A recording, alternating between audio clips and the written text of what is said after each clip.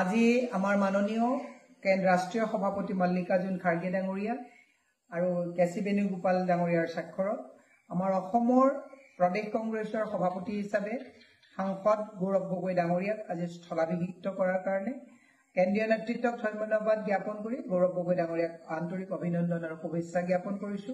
সমান্তৰালভাৱে আজি 3 বছৰ নিৰৱচ্ছিন্নভাৱে ভূপেন বৰা ডাঙৰীয়াই ধুবুৰীৰ পৰা শদিয়ালৈকে বৰাক ব্ৰহ্মপুত্ৰ সকলোতে দলটোক শক্তিশালী কৰাত যি আত্মনিয়োগ কৰিলে তেখেতৰ প্ৰতিও আমি কৃতজ্ঞতা জ্ঞাপন কৰিছো। ভৱিষ্যতে তেখেতৰ পৰা আমি দিহা পৰামৰ্শ আশা কৰিম আৰু তেখেতক কেম্পেইন কমিটিৰ চেয়াৰমেন হিচাপে এপইণ্টমেণ্ট দিছে। দেৱব্ৰত শইকীয়া ডাঙৰীয়া আছে, প্ৰদ্যুৎ বৰদলৈ ডাঙৰীয়া আছে, ৰকিবুল হুছেইন ডাঙৰীয়া আছে। তেওঁলোককো আমি আমাৰ শ্ৰদ্ধা জ্ঞাপন কৰিছো যাতে তেওঁলোকে দলটোক এটা গতি কৰি লৈ যাব পাৰে।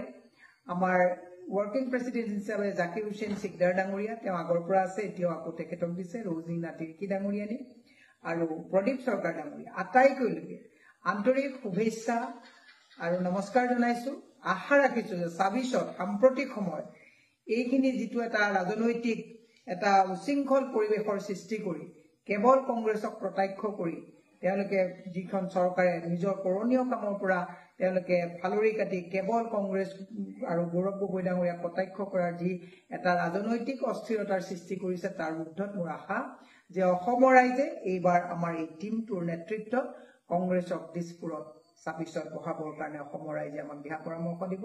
মোৰ পুনৰবাৰ এই গোটেই কমিটিৰ সকলোলৈকে মোৰ আন্তৰিক শুভেচ্ছা আৰু অভিনন্দন আছে আৰু গৌৰৱ গগৈ ডাঙৰীয়াক ইয়াৰ পৰা পুনৰবাৰ অভিনন্দন জ্ঞাপন কৰিছো যে তেখেতৰ নেতৃত্বত যাতে অসমত ২৬ত চৰকাৰ কৰাত আমি সকলোৱে আত্মনিয়োগ কৰিব পাৰোঁ। ধন্যবাদ।